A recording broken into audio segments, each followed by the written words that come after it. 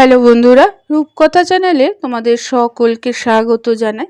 বন্ধুরা, আজকের পর্বে এমন এক ব্যক্তিত্বের সম্পর্কে বলবো যিনি ভারতীয় চলচ্চিত্র জগতের একজন বিখ্যাত অভিনেতা, নাট্য জগতের নাট্যকার, কর্মী এবং পরিচালকও ছিল, যিনি নাটককে এক অভূতপূর্বে পৌঁছে দিয়েছিলেন। তিনি হলেন অজিতেশ বন্দ্যোপাধ্যায়। বন্ধুরা, আজকের পর্বে এই অজিতেশ বন্দ্যোপাধ্যায়ের সম্পর্কে খুঁটিনাটি তথ্যাদি অজানা কিছু কথা তোমাদের সামনে তুলে ধরব। তাই স্কিপ না করে পুরো পর্বটি দেখো। ভালো লাগলে অবশ্যই শেয়ার করে দেবে আর একটা লাইক করে দেবে। বন্ধুরা, অজিতেশ বন্দ্যোপাধ্যায় এমন এক নাট্যকার ছিলেন, তিনি সমস্ত জগতের সঙ্গে ভালো সম্পর্ক রেখেছিলেন। নাট্য জগৎ, অভিনয় জগৎ, এমনকি রাজনীতি জগতের সঙ্গেও তার পরিচিতি ছিল। তার পরিচয় ছিল জ্যোতি বসুর সাথে। তবে শিল্প জগতে তার অবদানের কথা সংক্ষেপে বলতে গেলে তিনি শম্ভু মিত্র, উৎপল দত্ত এবং পরবর্তী যুগে আধুনিকতার নতুন ভগীরথ অজিতেশ বন্দ্যোপাধ্যায় ছিলেন। অভিনয় শিল্পের প্রায় প্রতিটি মাধ্যমেই কাজ করেছিলেন তিনি।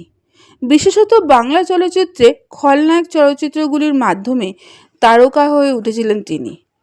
বন্ধুরা, আজকের পর্বে এই বিশিষ্ট ব্যক্তির জীবনের বিভিন্ন দিক তোমাদের সামনে তুলে ধরার চেষ্টা করব। অজিতেশ বন্দ্যোপাধ্যায় জন্মগ্রহণ করেছিলেন 1933 সালে 30 সেপ্টেম্বর। তার জন্ম হয় বর্তমান পুরুলিয়া জেলার জয়পুর ব্লকে রোপক গ্রামে, তার মামার বাড়িতে। অধুনা পশ্চিমবঙ্গের পশ্চিম বর্ধমান জেলায় রানীগঞ্জ অঞ্চলের অন্তর্গত কেন্দা গ্রামে তার পৈতৃক বাড়ি ছিল। অজিতেশ বন্দ্যোপাধ্যায়ের বাবার নাম ছিল ভুবন মোহন বন্দ্যোপাধ্যায় এবং মাতার নাম ছিল লক্ষ্মীরানী বন্দ্যোপাধ্যায়।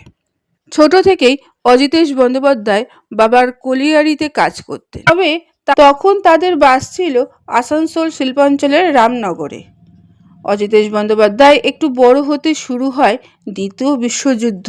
সময়টা ছিল 1942। তখন তার বয়স ছিল মাত্র 9 বছর। জাপানি বোমার ভয়ে পিতা ভুবনমোহন ছেলেকে পুরুলিয়ায় ঝালদায় এক আত্মীয়ার বাড়িতে পাঠিয়ে দিয়েছিলেন। সেখানেই থাকাকালীন অজিতেশ বন্দ্যোপাধ্যায় 3টি বিষয়ের প্রতি আকৃষ্ট হয়েছিলেন। তিনি প্রেমে পড়ে গেলেন ফুটবল, রাজনীতি এবং থিয়েটারের। প্রথম ঘোর অল্প কিছুদিনের মধ্যে কেটে গেছিল। দ্বিতীয়টিকে গান্ধীর লেখা প্রভাবিত হয়েছিল, কিন্তু একসময় কমিউনিজমের দিকে ঝুঁকে পড়েছিলেন তিনি। তারপর বেশ কিছু কাল সক্রিয়ভাবে রাজনীতির সঙ্গে তিনি যুক্ত ছিলেন। তবে থিয়েটারের নেশা কখনো ছাড়েননি। কিন্তু তার মগ্নতা তিনি আমৃত্যু কাটাতে পারেন, অর্থাৎ থিয়েটারকে তিনি ভীষণভাবে ভালোবেসেছিলেন। অজিতেশ বন্দ্যোপাধ্যায় রামনগরের কুলটি স্কুলে 5ম শ্রেণী অবধি পড়াশুনো করেছিলেন। তিনি 8ম শ্রেণীতে ওঠার পর পিতা ভুবনমোহন বদলি হয়ে গেলেন ঝরিয়ার কাছে অবস্থিত তাসনালায়। প্রাথমিক শিক্ষা শেষে অজিতেশ বন্দ্যোপাধ্যায় স্নাতক শিক্ষা অর্জন করেন কলকাতা মহারাজ মনীন্দ্রচন্দ্র কলেজ থেকে। উক্ত কলেজ থেকে 1957 সালে ইংরাজি ভাষায় অনার্স সহ পাশ করেছিলেন। এরপর সেই বছরেই তিনি ভারতীয় গণনাট্য সঙ্গে যোগ দিয়েছিলেন। বন্ধুরা, তোমরা কি জানো অজিতেশ বন্দ্যোপাধ্যায় তরুণ বয়সের উপার্জন বলতে ছিল তার টিউশনি।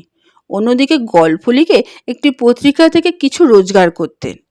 সেই প্রবল অর্থকষ্টের মধ্যেও অজিতেশ বন্দ্যোপাধ্যায় অভিনয়ের খিদে ছিল কিন্তু আকুণ্ঠ। তাই তো ক্রমে ক্রমে রচনা করতে শুরু করেছিলেন নাটক। তবে স্নাতক ডিগ্রি অর্জনের পর শিক্ষকতায় যোগ দিয়েছিলেন তিনি। ইংরাজি স্নাতক অজিতেশ পড়াশোনার শেষে বাগুইআটির হিন্দু বিদ্যাপীঠে শিক্ষক হিসেবে কাজ করতেন। ছাত্র জীবন থেকেই তিনি নাটক রচনা, অভিনয়ের প্রতি আগ্রহ ছিলেন। পাশাপাশি কমিউনিস্ট পার্টির একজন সদস্যও ছিলেন। বাগুইআটির হিন্দু বিদ্যাপীঠে ইংরেজি শিক্ষক, পার্টির কর্মী তথা গণনাট্য সংঘের পাতিপুকুর শাখার শিল্পী অজিতেশকে তখন সকলেই এক নামে চেনে। যখন তিনি দমদম আঞ্চলিক কমিটির সদস্য নির্বাচিত হন, তারপর অজিতেশ বন্দ্যোপাধ্যায়ের উপর গণনাট্য সংঘের 4টি শাখাকে মিলিয়ে একটি পূর্ণাঙ্গ প্রযোজনা তৈরি করার দায়িত্ব দেওয়া হয়েছিল। তার নির্দেশনায় মঞ্চস্থ হলো সাঁওতাল বিদ্রোহ। এরপর থেকে মূলত থিয়েটারকে তিনি আঁকড়ে ধারাবাহিকভাবে সঙ্গে কাজ করেছিলেন। তিনি নাটককে বহুদূর পর্যন্ত চালানোর চেষ্টা করেছিলেন। 1950 থেকে 1954 সাল পর্যন্ত অর্থাৎ 5 বছর তিনি 9টি নাটকে নির্দেশনা তথা অভিনয়ের সাথে যুক্ত ছিলেন। 1954 সালে তিনি লিখেছিলেন মৌলিক পূর্ণাঙ্গ নাটক। এরপর 2 বছর পর ভারতীয় গণনাট্যের সাথে যোগ দেন। উক্ত সঙ্গে তিনি 15টি নাটকে অংশ নিয়েছিলেন। তারপর 1960 সালে 29শে জুন নান্দিকার নামক নাট্যগোষ্ঠী প্রতিষ্ঠা করেন। তিনি প্রায় 40টি নাটকে নির্দেশনা করেছিলেন, এছাড়া অভিনয়েও অংশগ্রহণ করেছিলেন। নান্দিকারের সাথে যুক্ত থাকাকালীন সময়ে অজিতেশের সাথে রুদ্রপ্রসাদ সেনগুপ্ত, অসিত বন্দ্যোপাধ্যায়, কেয়া চক্রবর্তী বেশ কিছু সফল নাটক মঞ্চস্থ ও পরিবেশন করেছিলেন। তাদের সাথে 3 পয়সার পালা নাটকের নির্দেশনার কাজ এবং সঙ্গীত পরিচালনার জন্য প্রভূত সুনাম অর্জন করেছিলেন তিনি। বন্ধুরা, অজিতেশ বন্দ্যোপাধ্যায় নাটককে যেমন এক উচ্চ মঞ্চস্থ পর্যায়ে নিয়ে যেতে চেয়েছিলেন, ঠিক তেমনি তার পাশাপাশি চলচ্চিত্র জগতেও তিনি পদার্পণ করেন। 1965 সালে অজিতেশ বন্দ্যোপাধ্যায় ছুটি নামক চলচ্চিত্রে প্রথমবার অভিনয় করেন। অভিনয় জীবনে বাংলা হিন্দি উভয় চলচ্চিত্রেই অভিনয় করেছিলেন। সব মিলিয়ে বলতে গেলে 63টি চলচ্চিত্রে অভিনয় করেছিলেন অজিতেশ বন্দ্যোপাধ্যায়। তপন সিংহ পরিচালিত হাটেবাজারে সিনেমায় অভিনয় করে সকলের কিন্তু নজর কেড়েছিলেন তিনি মনে করতেন যে তার অভিনয় তরুণদের মনে নেতিবাচক প্রভাব ফেলতে পারে। সেই থেকে তার সততা ও নিষ্ঠার পরিচয় পাওয়া যায়। রূপলী পর্দায় একজন চরিত্র অভিনেতা হিসাবে অতিথি, কুহেলি, গণদেবতা, আজকাল পরশুর গল্প, মেঘরৌদ্র, ঠগিনী, নিধিরাম সর্দার, হিরে মানিকের মতো ছবিতে কাজ করেছিলেন তিনি, যা দর্শকের মধ্যে আরও জনপ্রিয়তা এনে দিয়েছিল তাকে। তারপর কপালকুণ্ডলা, সমঝোতাতে অভিনয় তাকে মঞ্চ ও পর্দায় একজন শক্তিশালী অভিনেতা হিসাবে প্রতিষ্ঠিত করেছিল।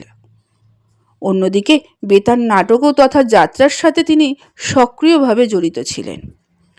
1983 সালে 13ই অক্টোবর অজিতেশ বন্দ্যোপাধ্যায় শেষ নিঃশ্বাস ত্যাগ করেন। তিনি কলকাতায় মৃত্যুবরণ করেছিলেন। তার মৃত্যু আকস্মিকভাবেই হৃদরোগে আক্রান্ত হয়েছিল। অজিতেশ বন্দ্যোপাধ্যায়ের মৃত্যু বাংলার বুক থেকে এক অনন্য প্রতিভার দ্বীপকে চিরকালের মতো নিভিয়ে দিয়েছিল। বন্ধুরা, অজিতেশ বন্দ্যোপাধ্যায়ের শিল্পসত্তার বিস্তার ছিল বটবৃক্ষের মতো।